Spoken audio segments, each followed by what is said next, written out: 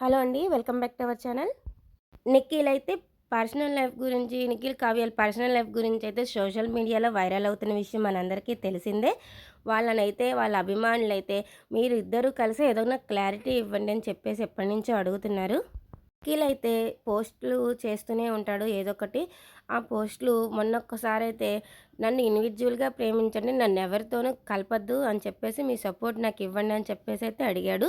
అలాగే ఇప్పుడు 'కిరాక్ బాయ్స్ కిలాడిగా' షోలో, అలాగే 'ఆదివారం ఈ స్టార్ మా పరివారంలో' కూడా తనైతే ఓపెన్ అయినట్టే ఉంది. ఇండైరెక్ట్‌గా గానీ, డైరెక్ట్‌గా గానీ.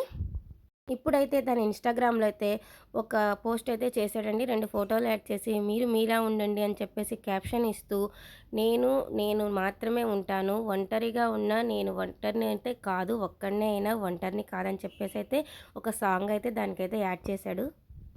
అభిమానులు అడిగినట్లుగానే నిఖిల్ అయితే వాళ్ళకి ఒక క్లారిటీ అయితే ఇచ్చేసాడండి ఇప్పుడు. అలా అని అయితే సోషల్ మీడియాలో అయితే అంటున్నారిప్పుడు. ఇక కావ్య సైడ్ నుంచి కూడా ఒక పోస్ట్ కానీ, ఏదైనా షోలో పాల్గొన్నప్పుడు తనకి కూడా ఓపెన్ అయిపోతే ఇండైరెక్ట్‌గా గానీ, డైరెక్ట్‌గా గానీ ఓపెన్ అయితే గనుక మనకైతే ఒక క్లారిటీ వచ్చేస్తుంది. ఇలా వీళ్ళిద్దరూ ఇలా క్లారిటీ ఇవ్వటం వలన సోషల్ మీడియాలో వీళ్ళపై వస్తున్న నెగటివిటీ కొంతైనా తగ్గుతుంది.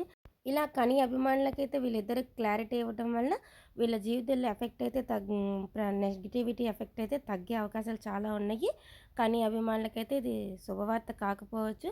కానీ నెగటివిటీ తగ్గుతుందనేసి అని సంతోషపడాలి కని అభిమానులైతే. ఇదైతే అర్థం చేసుకోవాలి కని అభిమానులు. వీడియో కనుక నచ్చితే లైక్ చేసేయండి. అలాగే మన ఛానల్‌ని కూడా ఎవరైనా సబ్స్క్రైబ్ చేసుకోకపోతే సబ్స్క్రైబ్ చేసుకోండి. ఇన్‌స్టాలో షేర్ చేసిన ఫోటోలు నేను వీడియోలో పెట్టాను, మీరు కూడా చూసేయండి.